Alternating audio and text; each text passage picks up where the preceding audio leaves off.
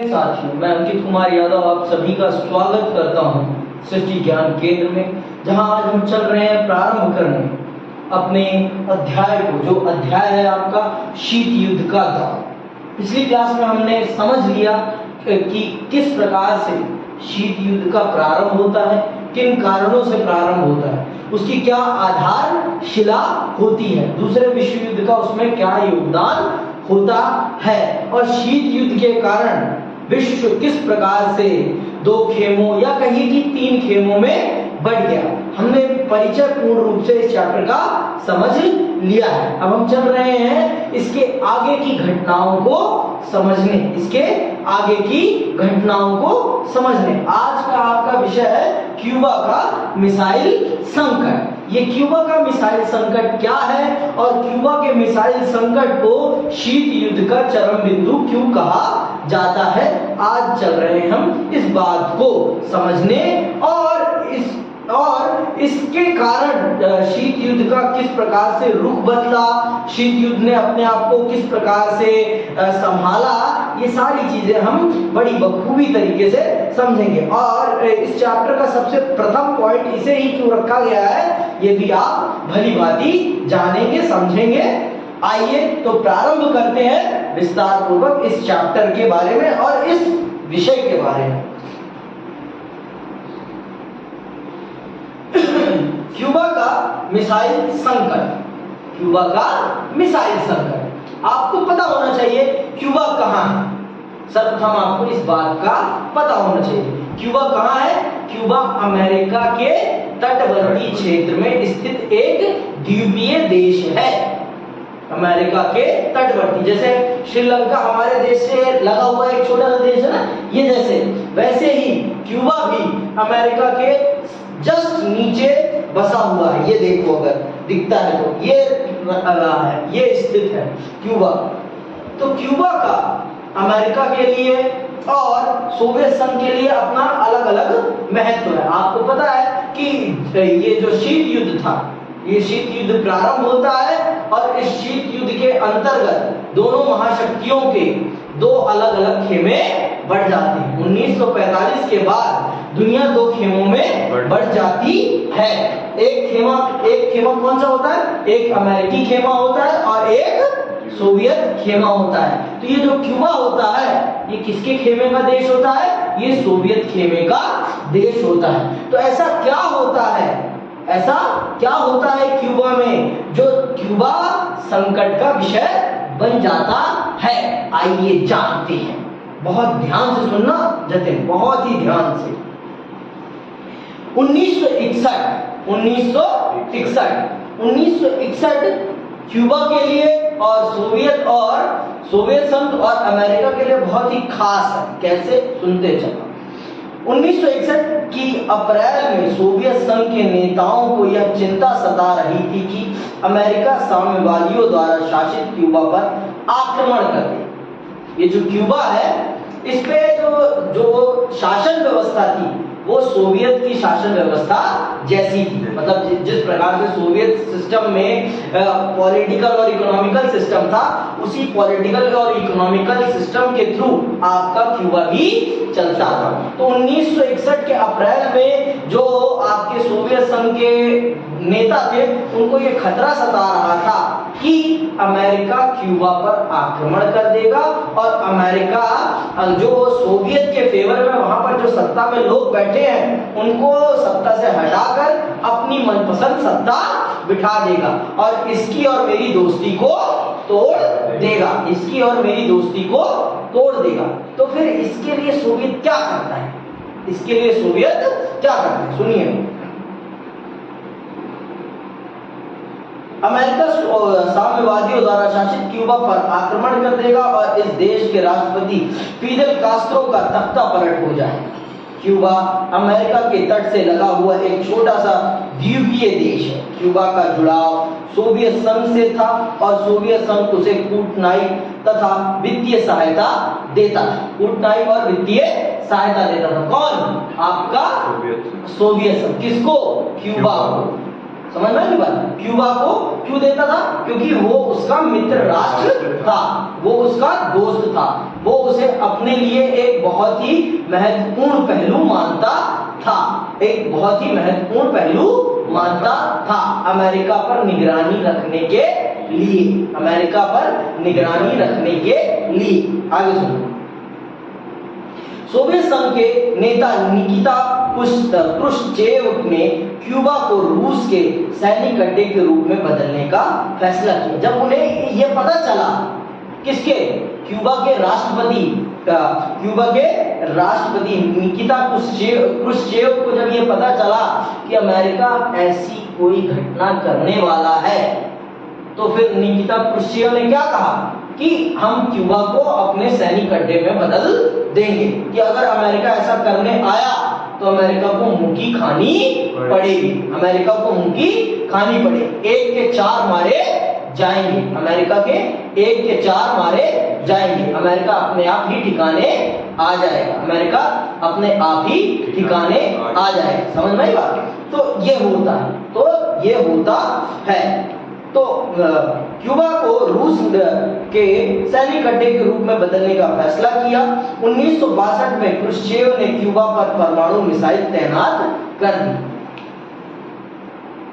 आपके निकिता क्रुश्चेव ने क्यूबा में परमाणु मिसाइल तैनात कर दी, और अमेरिका को जब इस बात की भनक लगती है, अमेरिका भनभना जाता है मधुमक्खी की तरह कि ये क्या हो गया, मेरे घर के बाहर मिसाइलें तैनात, मेरे घर के बाहर मिसाइलें तैनात हो गई।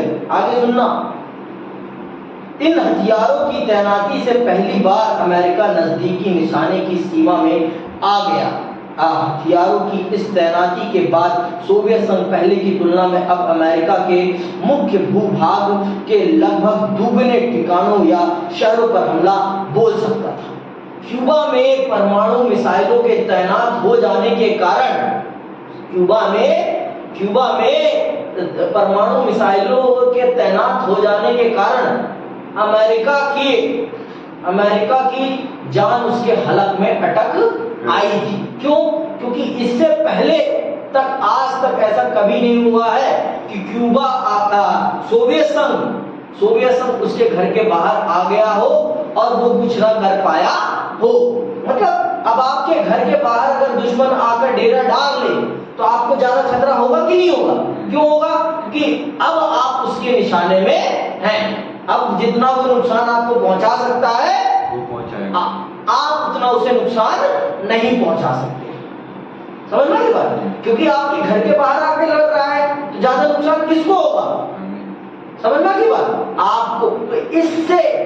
इससे अमेरिका की बुद्धि पूरी भरना जाती है, अमेरिका की पूरी बुद्धि भरना जाती है कि ये क्या हो गया। अगर गलती से भी मिसाइल दब गई तो मेरा तो सत्यानाश हो जाएगा, मेरा तो सत्यानाश होगा। क्यों? क्योंकि वो मेरे घर के बाहर आकर हमला कर रहा है।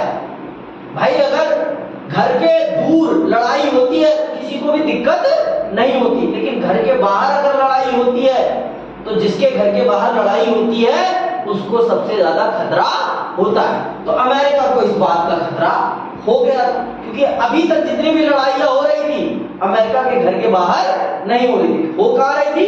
यूरोप में हो रही थी। तो वो तो उसको अपने पैसे कमाने का माध्यम बना रहा है, लेकिन अब तो उसके घर के बाहर, होने वाली थी। तो उसने क्या किया यही जानते हैं।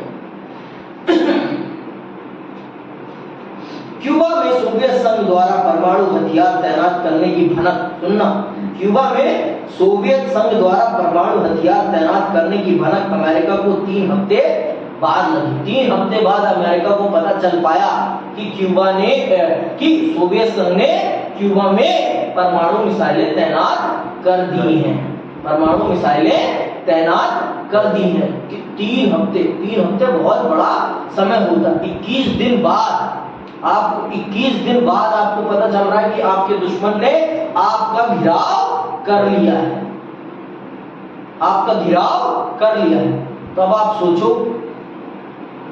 सोचो कि आपके लिए कितना ज्यादा खतरनाक है कि आपका घिराव हो चुका है और आपको 21 दिन बाद पता चल रहा है।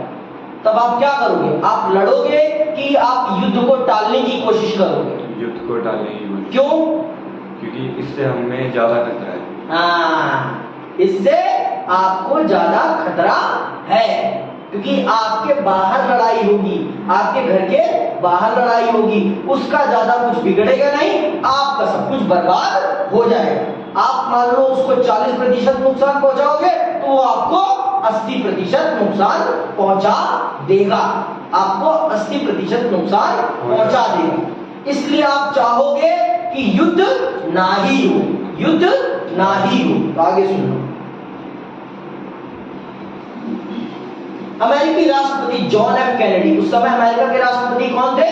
John F Kennedy. ये याद रखना उस समय क्यूबा का राष्ट्रपति कौन था और सोवियत संघ का राष्ट्रपति कौन था। इन सभी लोगों के नाम आपके एक एक नंबर के प्रश्न में आते हैं, तो ये आपको पता होने चाहिए कि क्यूबा मिसाइल संकट के दौरान आपके अमेरिका का राष्ट्रपति कौन था, आपके सोवियत संघ का राष्ट्रपति कौन था और आपका क्यूबा का राष्ट्रपति कौन था, क्योंकि ये एक एक नंबर के प्रश्न में आते हैं। समझ आएगा? आगे सुनो। अमेरिकी राष्ट्रपति जॉन एफ कैनेडी और उनके सलाहकार ऐसा कुछ भी करने से हिचकिचा रहे थे जिससे दोनों देशों के बीच परमाणु युद्ध शुरू हो जाए, लेकिन वे इस बात को लेकर दृढ़ थे कि क्रुश्चेव क्यूबा से मिसाइलों और परमाणु हथियारों को हटा दें, क्योंकि भाई अब उनके घर के बाहर लड़ाई होगी तो उनका नुकसान ज्यादा होगा, इसलिए वो लड़ाई से बचना चाह रहे थे। पर इस बात को लेकर दृढ़ संकल्पित थे कि सोवियत संघ को अपनी मिसाइलों को यहां से हटाना ही पड़ेगा, उसे यहां से अपनी मिसाइलों को हटाना ही पड़ेगा। और जो संभव हो सके कूटनीतिक चालें चली जा रही थी दोनों देशों के द्वारा, किनके? सोवियत संघ के द्वारा और आपके यूएसए के द्वारा, जो भी चालें चली जा सकती थी चली जा रही थी। तो दोनों देश इस बात को समझते हैं कि युद्ध होगा तो दोनों को ही इसका नुकसान भुगतना पड़ेगा, दोनों ही देशों को इसका नुकसान भुगतना पड़ेगा। और दुनिया के जो अन्य देश थे, दुनिया के अन्य देश भी इस बात के लिए दोनों देशों को समझाते हैं कि अगर आप आपस में लड़ोगे तो इसका दुनिया पर भी इसका बुरा प्रभाव पड़ेगा और दुनिया तबाह हो जाएगी। इससे बढ़िया है आप दोनों आपस में ना लड़ें। अमेरिका ये श्योरिटी देता है कि क्यूबा का तख्ता पलट नहीं किया जाएगा, क्यूबा आपका मित्र ही बना रहेगा। किसको ये अश्योरिटी देता है? यूएसएसआर को कि मैं क्यूबा के मामलों में इंटरफेयर नहीं करूंगा किसी भी तरह से। कौन कहता है ये? अमेरिका का राष्ट्रपति जॉन एफ कैनेडी कहता है। किससे? सोवियत संघ के राष्ट्रपति निकिता क्रुश्चेव से। ठीक है, निकिता क्रुश्चेव से। ठीक है। कैनेडी ने आदेश दिया कि अमेरिकी जंगी बेड़ों को आगे करके क्यूबा की तरफ जाने वाले सोवियत जहाजों को रोका जाए।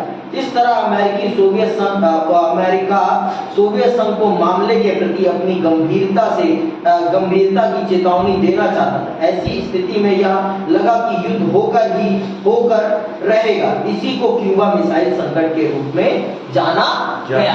ये जो परिस्थिति बनी थी युद्ध की, इसी युद्ध की परिस्थिति को क्यूबा मिसाइल संकट के रूप में जाना जाता है। इसी युद्ध की परिस्थिति को, ये जो क्यूबा में बनी थी युद्ध की परिस्थिति, दो महाशक्तियों के बीच होने वाली युद्ध की परिस्थिति, इसी परिस्थिति को क्यूबा मिसाइल संकट कहा जाता है।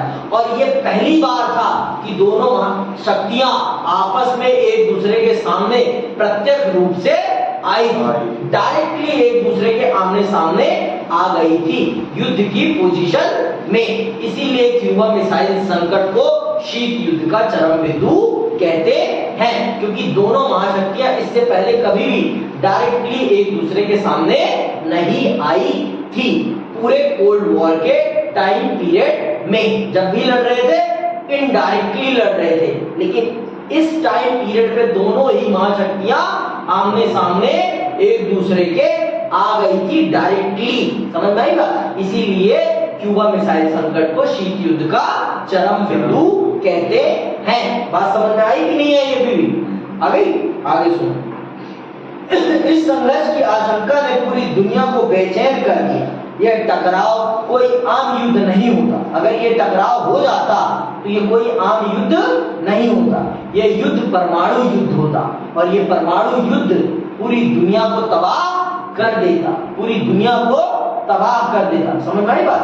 तो इसीलिए पूरी दुनिया इस युद्ध को लेकर बहुत ही चिंतित थी कि अगर ये युद्ध हो गया तो पूरी दुनिया तबाह हो जाएगी। और अब युद्ध परमाणु युद्ध था, परमाणु शक्ति का परीक्षण हो चुका था। परमाणु युद्ध का परिणाम दुनिया ने देख लिया था। कहाँ? हिरोशिमा और नागासाकी में, कि परमाणु बम से अगर युद्ध होगा उसका क्या परिणाम होगा ये दुनिया देख चुकी थी जापान के ऊपर।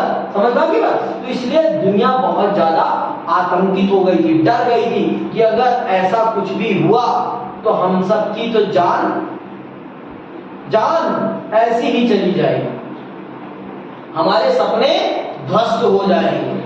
तो सारी दुनिया इस प्रयास में लगी हुई थी कि इस संकट को रोका जाए और दोनों महाशक्तियों को समझाया जाए कि वो आपस में ना लड़े।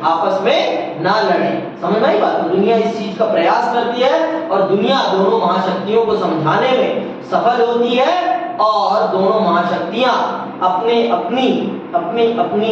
जंगी बेड़ों को रोकती हैं और दोनों पीछे हट जाते हैं। दुनिया चैन की सांस लेती है कि अब युद्ध नहीं होगा। सुनना आगे। अंततः दोनों पक्षों ने युद्ध टालने का फैसला किया और दुनिया ने चैन की सांस ली। सोवियत संघ के जहाजों ने या तो अपनी गति धीमी कर ली या वापसी का रुख कर लिया। क्यूबा मिसाइल संकट शीत युद्ध का चरम बिंदु था। शीत युद्ध सोवियत संघ और अमेरिका तथा उनके साथी देशों के बीच प्रतिद्वंदता, तनाव और संघर्ष की एक श्रृंखला के रूप में जारी रहा। सौभाग्य से इन तनावों और संघर्षों ने युद्ध का रूप नहीं लिया, यानी इन दो देशों के बीच कोई पूर्णव्यापी रक्त रंजित युद्ध नहीं छिड़ा। विभिन्न इलाकों में युद्ध हुए, दोनों महाशक्तियां और उनके साथी देश इन युद्धों में संलग्न रहे। वे क्षेत्र विशेष के अपने साथी देश के मददगार बने, लेकिन दुनिया तीसरे विश्व युद्ध से बच गई। समझ में आ गई बात? ये वो पॉइंट ऑफ टाइम था, कि जहां दोनों महाशक्तियां डायरेक्टली एक दूसरे के सामने आ गई थी। इसीलिए क्यूबा को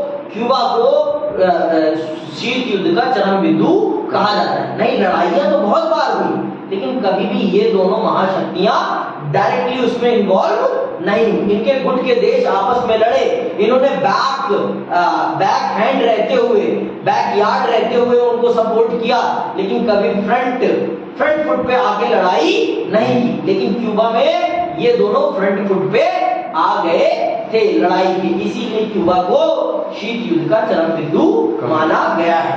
तो पूरे कोल्ड वॉर में उतने बड़े स्तर पर रक्त रंजित युद्ध नहीं हुआ, इसीलिए कोल्ड वॉर को कोल्ड वॉर कहा जाता है। शीत युद्ध को शीत युद्ध कहा जाता है, क्योंकि यहाँ पर तैयारियां तो युद्ध की बहुत हुई, लेकिन कभी भी युद्ध नहीं हुआ उस प्रकार का, जिस प्रकार के युद्ध की तैयारियां हो रही थी। जिस प्रकार से युद्ध की तैयारियां हो रही थी, उस प्रकार का युद्ध कभी भी नहीं हुआ। इसीलिए इसे आप शीत युद्ध कहते हैं। और क्यूबा मिसाइल संकट को शीत युद्ध का चरम बिंदु क्यों कहते हैं? क्योंकि इस पॉइंट ऑफ टाइम पर, इस जगह दोनों महाशक्तियां युद्ध की स्थिति में एक दूसरे के सामने प्रत्यक्ष रूप से आ गई थी। समझ में आई बात कि नहीं आई? अभी ठीक, आगे सुनो।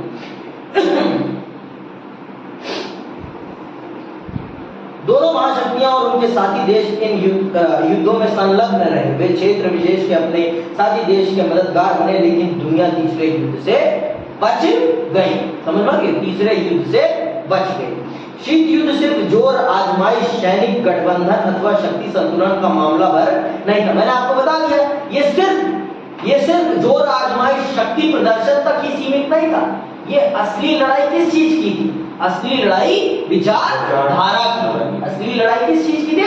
आइडियोलॉजी की थी, कि किसकी विचारधारा सबसे अच्छी, किसकी विचारधारा सबसे अच्छी, कौन दुनिया को सबसे ज्यादा बेहतरीन तरीके से, किसकी विचारधारा दुनिया को सबसे बेहतरीन तरीके से चला सकती है, किस देश के सबसे ज्यादा पिछलग्गू अर्थात सपोर्टर, किस गुट के सबसे ज्यादा सपोर्टर है। सोवियत कहता मेरे सबसे ज्यादा सपोर्टर है और अमेरिका कहता मेरे सबसे ज्यादा।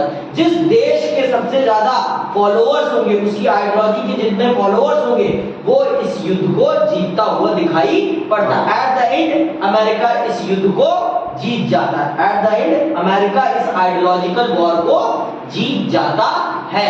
उसकी आइडियोलॉजी इस वॉर को जीत जाती है। और क्यों जीतती है ये भी मैं आपको बहुत विस्तार से समझाऊंगा, सुनते चलिए। शीत युद्ध सिर्फ जोर आजमाइश, सैनिक गठबंधन अथवा शक्ति संतुलन का मामला भर नहीं था, बल्कि इसके साथ विचारधारा के स्तर पर भी एक वास्तविक संघर्ष जारी था। विचारधारा की लड़ाई इस बात को लेकर थी कि पूरे विश्व में राजनीतिक, आर्थिक और सामाजिक जीवन को सूत्रबद्ध करने का सबसे बेहतर सिद्धांत कौन सा है? पश्चिमी मतलब अमेरिकी गुट। पश्चिमी मतलब अमेरिकी गुट। पश्चिमी गठबंधन का अगुवा अमेरिका था और यह गुट उदारवादी लोकतंत्र, लिबरल डेमोक्रेसी और तथा पूंजीवाद का समर्थक था। ये दुनिया को चलाने के लिए किस सिद्धांत का पालन करते थे? डेमोक्रेसी का और कैपिटलिज्म, कि दुनिया अपनी सत्ता का चयन अपने द्वारा करे और जो उसकी मर्जी हो उसे अपनी संपत्ति रखने का अधिकार होना चाहिए और जो उसकी मर्जी हो उसे वो खरीदने बेचने का अधिकार होना चाहिए। मतलब जो अमेरिका, जो आपका वेस्टर्न गुट था, वो बहुत ज्यादा लिबर्टी को प्रमोट करता था। वो बहुत ज्यादा किसको प्रमोट करता था? लिबर्टी को। किसको? लिबर्टी को। और दुनिया में इंसान अगर किसी चीज के लिए लड़ा है और मरा है, वो किसके लिए लड़ा और मरा है? अपनी आजादी के लिए, अपनी आजादी के लिए। और यही चीज थी जो अमेरिका को सोवियत के मुकाबले में उसकी विचारधारा को ज्यादा बेहतर बनाती थी और दिखाती थी।